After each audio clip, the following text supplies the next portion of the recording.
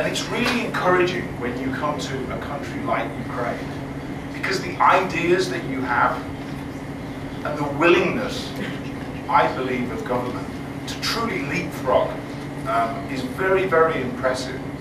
And I always leave these countries with an impression of an agile and a willingness to do things differently. And I think that is really tremendous when particularly I spend time in some very large countries that actually find it really difficult to change. The second one is to give you some insight into our vision at Cisco and what we believe is important in terms of how we look at key areas around innovation and around how you drive productivity. And then finally, I'm going to give you some insight into innovation, because I believe that insight also is really important to Ukraine, because driving an innovative economy and driving an agile economy that truly leverages the power that innovation can bring, I think is really important to the long-term success of countries.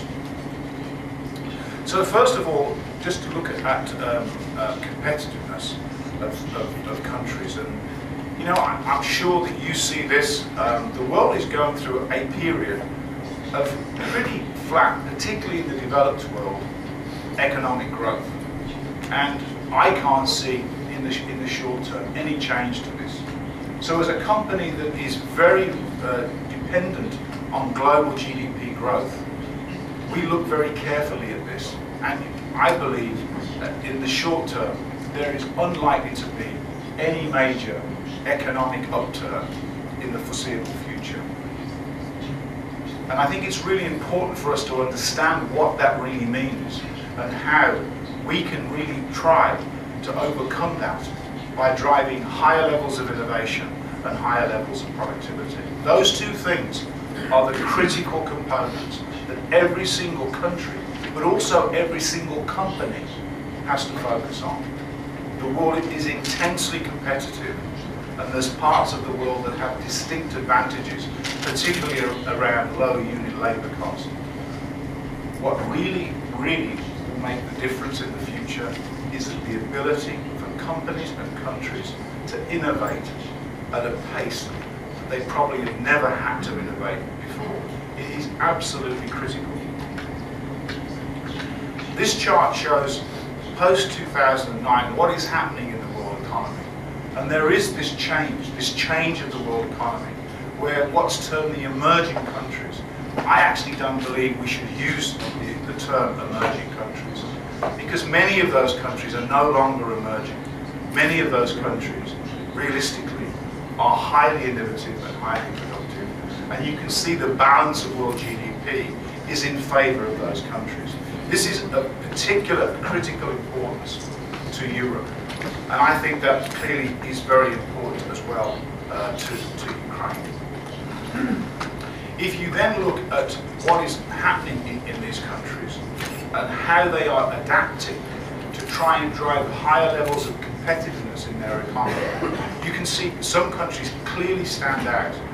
And this is some data which has been collected by the World Economic Forum. And we've also adapted that with data from the OECD and also from McKinsey. What this looks at on the chart is it looks at the competitive rankings, the World Economic Forum competitiveness rankings of countries. And then it looks at the GDP generated per capita. So it's a very important statistic that is continually measured over the last 15 years. And you can see, not surprisingly, some of the countries that really do perform exceptionally well from a competitive perspective. Switzerland is a tremendous example. A relatively small country, but a very innovative country. And a country that really has enabled its companies and its citizens to truly develop in an entrepreneurial way in industry and also clearly in finance. You can also see the economy of Greece. The economy of Greece is challenged for so many reasons, but the primary reason is it has an immense number of very, very talented, very, very well educated people. In terms of the percentage of PhDs per populace, Greece is very high on that scale, but it has failed to drive innovation. It doesn't innovate at the rate it needs to, and it doesn't create productivity in its companies and within its country. That's the key reason. And I think that is the lesson for many countries, that they must put this focus, as was said earlier, they must put this focus on how you drive an agile economy and how you really encourage entrepreneurs and how you really allow the children of your countries to think differently about their education around maths, science, technology and engineering. It is so important for the long-term development.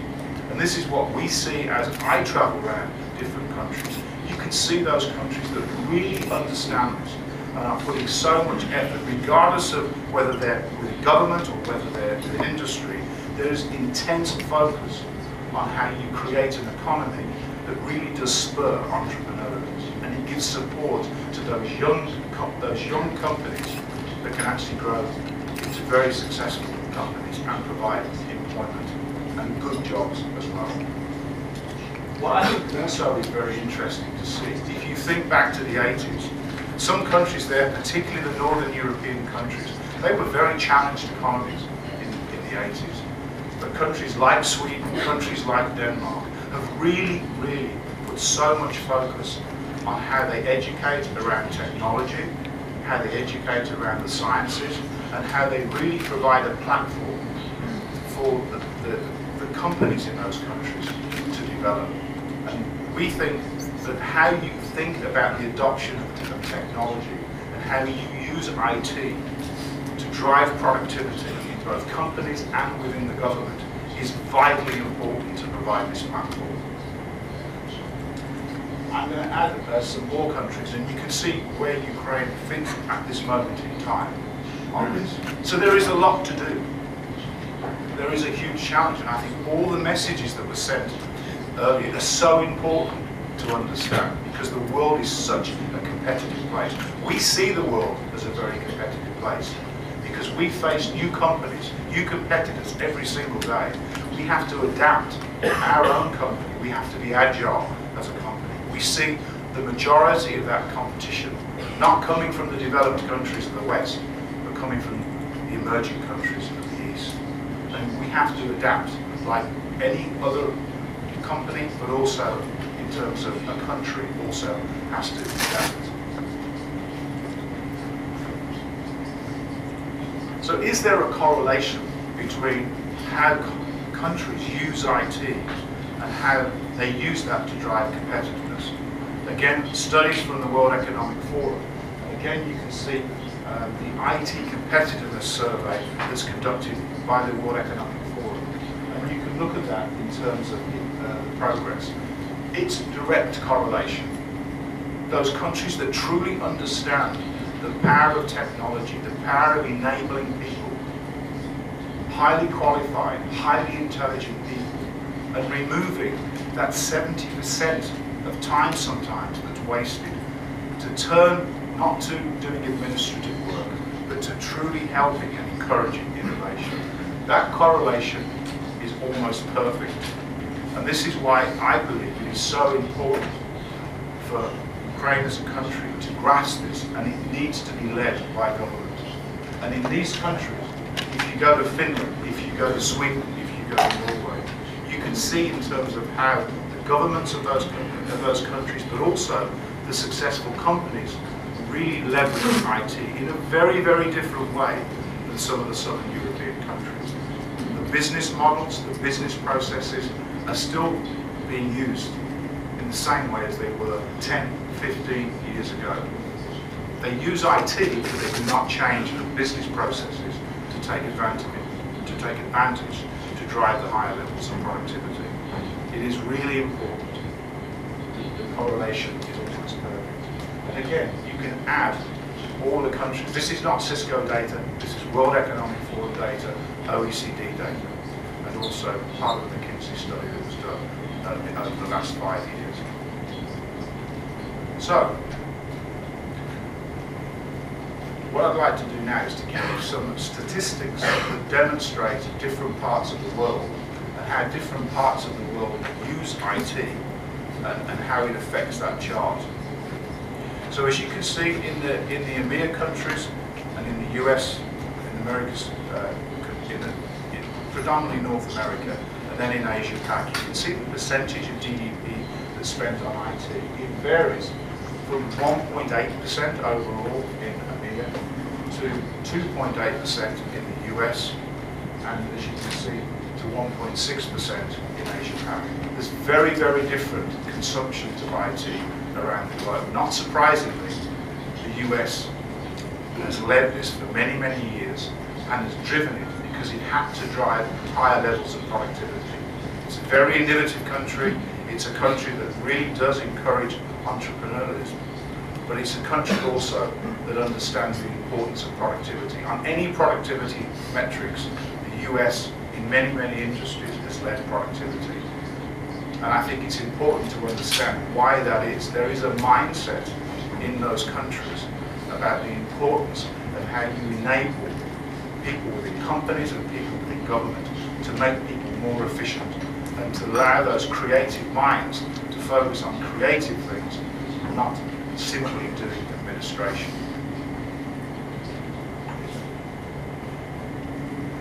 Just to break Europe down, and again, it's a very interesting correlation, because if you look in Europe, overall Europe is 2%. However, in the northern European countries, the spend on IT, that's the countries of Norway, Finland, Sweden, Denmark, etc., they spend about the same as the US on IT. The southern European countries spend about 1.5 to 1.6% on IT. They do not use technology in order to drive efficiency in their companies and in their governments. And it's vital, it's absolutely crucial to the success in the future of those countries, that they really do adapt their business processes and think differently on how they truly encourage an entrepreneurial mindset, which is very, very different than what they're currently doing today.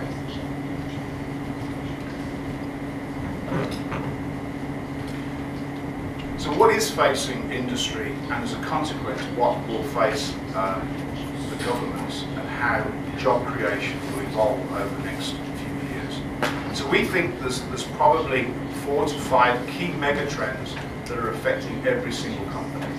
The first one is the pace and scale of globalization. Many of the companies are trying to become global, and it is very challenging to become a truly global company. But there's things that can really help. The pace of change and the pace of innovation is so different, even in the last 5 years. The requirement to invest and keep the investment in higher levels of innovation is so important to future success. New demands. If you're a provider of technology, or if you're a provider, for example, of coffee, you have to think about how you're going to attract your customers and keep your customers in the future. And the personalization down to an individual is how the best-in-class companies are really looking at their future. You can see companies like BMW, companies such as the best example that I actually have is an espresso, for anybody who uses Nespresso. I use Nespresso, and I'm amazed at the marketing. I have a house full of Nespresso. Too much that I'll never consume it all. But they know exactly when I'm going to buy it, they know exactly what I'm going to buy, and they use technology to tailor right down to me as an individual. And this is what's really important, and you'll see best-in-class companies that historically would have just developed a product to sell to market. They're now adapting that and using technology to be able to personalize the way in which they interact with their customers. Sustainability. And it's not just about emissions, it's not just about carbon, it's also about the sustainability of the workforce and the sustainability of particularly the raw materials that go into products. The technology industry is a perfect example. There are minerals and there are core materials for technology that will run out in 5 years' time. Now, the world may find some additional supply, but at this moment in time, some of the resources are very constrained. The prices are increasing on a very rapid scale, and therefore, this industry, like any other industry, has to think very differently in the future about how it uses raw materials and how it recycles raw materials. There is a big move to this thing called cloud. And why is this so important? It's important because it allows everybody to have access to the best technology available in the world at a very economic price and at a scale that was never available before. And that's why cloud is so important, because it allows you to access data that it would have been impossible as a small company to access before. That's why big data is so important. That's how companies are beginning to personalize to individuals that they weren't able to do before unless they were really large companies, because the data is available, and the data is available on cloud because of cloud technology. So the challenges, I think the challenges, we have spoken about these challenges. They're really about innovation, driving innovation at an unprecedented rate. And I'll give you some insight in how we try and address that as well. Productivity. How do you really, every single year, drive productivity? Our focus at Cisco is every single year, we want to drive productivity at a minimum of 5%. Every single year, we have to drive productivity at a minimum of 5%. And I think that mindset is so important as well in the mind of countries. You have to be able to drive unprecedented levels of productivity, because invariably you are competing on a global basis. And then finally, for many countries, this is not just the emerging world, this is the developed world. They have to go through levels of transformation, which for some is very, very hard. I'll give a couple of examples in a few moments of both the emerging world and also the developed world. But it is simple. It's about increasing revenue. It's about truly, truly driving operational costs down. And to do that from a country perspective, it is about building a national infrastructure. People understood the impact of roads, they understood the impact of ports, they understood the impact of railways, and now they're understanding the impact of a true broadband infrastructure. And many governments around the world are beginning to truly encourage companies to invest heavily to develop this national infrastructure, this national broadband infrastructure. And probably the best example in the world is Korea, who really have, in terms of the connectedness of their country and the quality of their broadband, they've leapfrogged over many, many developed nations and now lead on a global basis.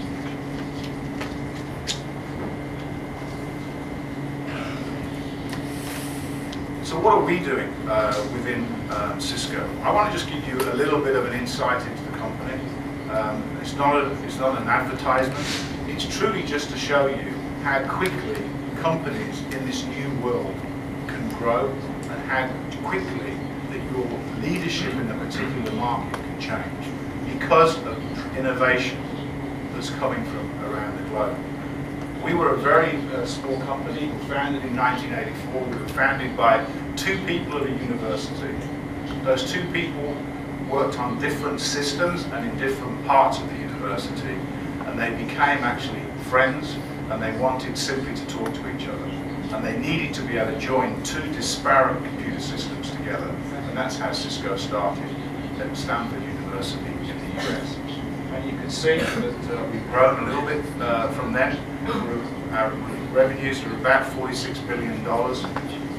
We are a very acquisitive company.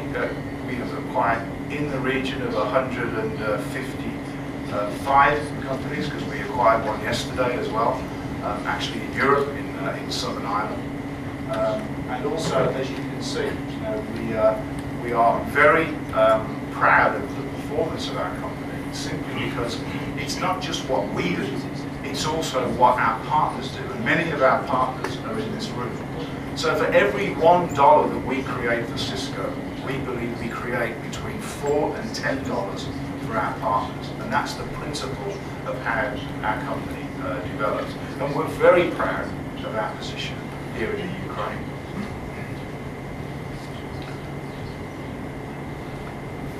We focus around the globe in terms of how we develop different types of technology, from what some people know us for, which is routing and switching, through to complete software and services, and also technologies such as collaboration, which is an example of which is to my right, telepresence, which is used by large companies, small companies, governments all around the world. So we have a very broad portfolio. As you can see, this is the market share that we have in the different technology segments that we compete in. Now, why am I showing this slide? It's really key. In technology, unless you're number one or number two in your marketplace, it is very hard for you to succeed. So unless you maintain that position, it is very hard for you to be able to provide the investment that you need in innovation to stay ahead. This is going to be the same in every single industry. You have to innovate at a pace, unprecedented pace. And it's so important because today, people can enter your market very, very quickly, and they can disrupt your market, and they can take advantage of the pace of transitional change which is occurring, not just in the technology industry, but in all industries. Our strategy is very simple. We believe the internet changes the way that we work, live, play and learn. This was our vision in 1995. We haven't changed it for nearly 17, 18 years. And it still, I think, is relevant today as it was in 1995. We focus on 5 key areas. So we don't focus on everything. We focus on a limited number of areas. And again, that's really important. You cannot be good at everything. You have to focus. And you have to put your investment of your people and your money into a focused number of areas. Because if you don't, you cannot sustain the market share that you need in each of the industries that you compete.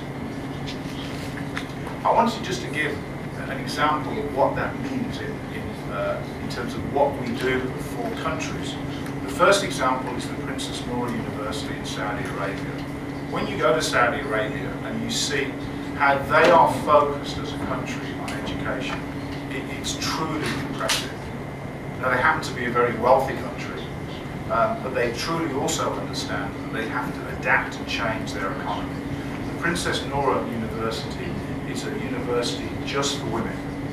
30,000 women at one university is truly impressive, and they truly understand how important it is for them to move away from the economy that has built the country from oil to a more diverse economy, and how they leverage the talented people that they have in that country, how they educate them, and how they bring them to a point where they can be globally competitive. It truly is a great example, and they are in the process of building 7 other universities of that scale. It's incredibly impressive. The second one is actually Barcelona, a very established city, but a city that truly also understands that it has to change. And the government of that part of Spain, the Catalan part of Spain, understand that they have to encourage inward investment into the city of Barcelona. To do that, they have to reduce the cost of running the city of Barcelona. And they have, I believe, shown true leadership in terms of how they're adapting the city and how they're using technology to make the city more efficient, to make it more attractive for inward investment, but also to make it more attractive, make the city more efficient, to make it more attractive for inward investment, but also to make it more attractive, make the city more efficient, to make it more attractive for inward investment, but also to make it more attractive, make the city more efficient, to make it more attractive for inward investment, but also to make it more attractive, make the city more efficient, to make it more attractive for inward investment, but also to make it more attractive, make the city more efficient, to make it more attractive for inward investment, but also to make it more attractive, make the city more efficient, efficient, to make it more attractive for investment, but also to make it more attractive, make the city more efficient, to make it more attractive for investment,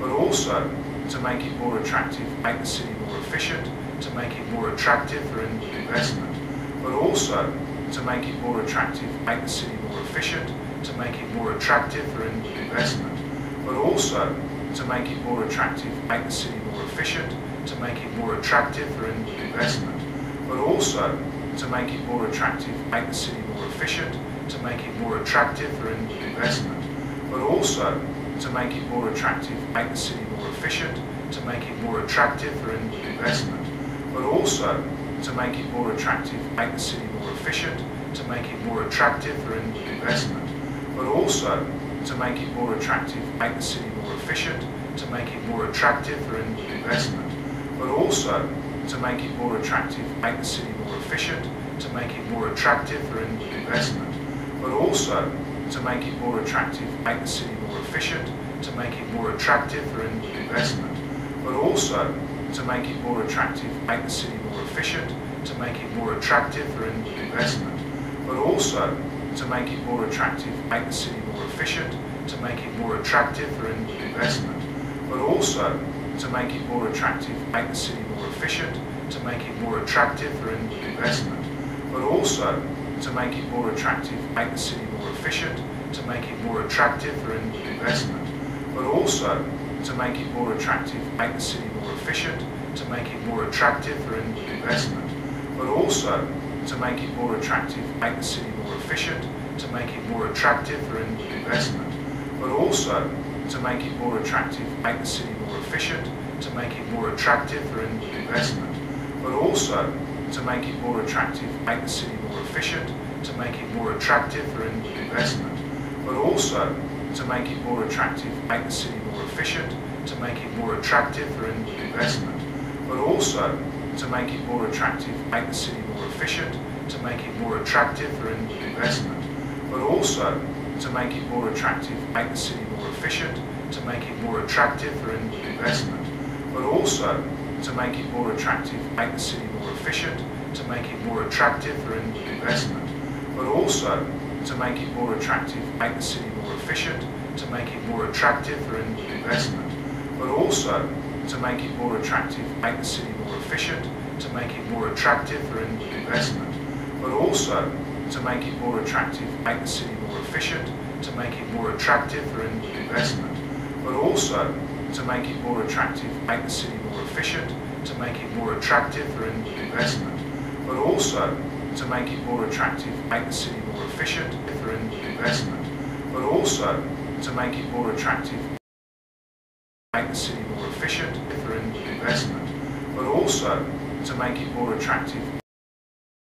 make the city more efficient for investment, but also to make it more attractive, make the city more efficient for investment, but also to make it more attractive, make the city more efficient for investment, but also to make it more attractive, make the city more efficient for investment, but also to make it more attractive, make the city more efficient for investment, but also to make it more attractive, make the city more efficient for investment, but also to make it more attractive, make the city more efficient for investment, but also to make it more attractive, make the city more efficient for investment, but also to make it more attractive, make the city more efficient for investment, but also to make it more attractive, make the city more efficient for investment,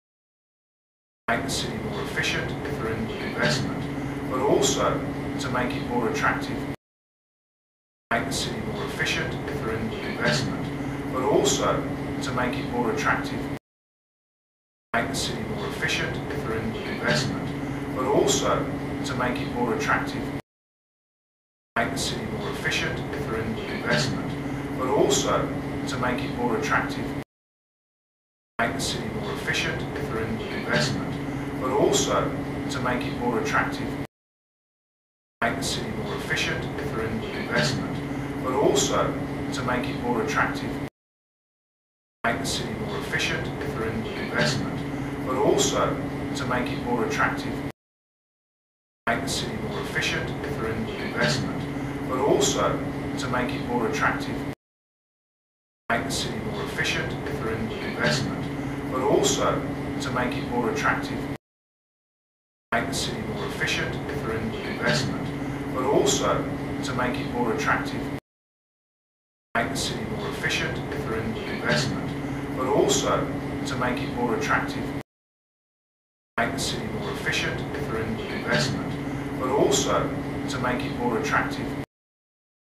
Make the city more efficient for investment, but also to make it more attractive. Make the city more efficient for investment, but also to make it more attractive. Make the city more efficient for investment, but also to make it more attractive. Make the city more efficient for investment, but also to make it more attractive. Make the city more efficient for investment, but also to make it more attractive. Make the city more efficient for investment, but also to make it more attractive.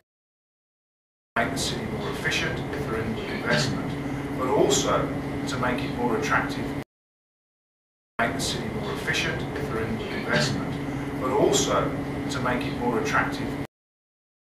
Make the city more efficient for investment, but also to make it more attractive. Make the city more efficient for investment, but also to make it more attractive. Make the city more efficient for investment, but also to make it more attractive. Make the city more efficient for investment, but also to make it more attractive. Make the city more efficient for investment, but also to make it more attractive. Make the city more efficient for investment, but also to make it more attractive. Make the city more efficient for investment, but also to make it more attractive. Make the city more efficient for investment, but also to make it more attractive. Make the city more efficient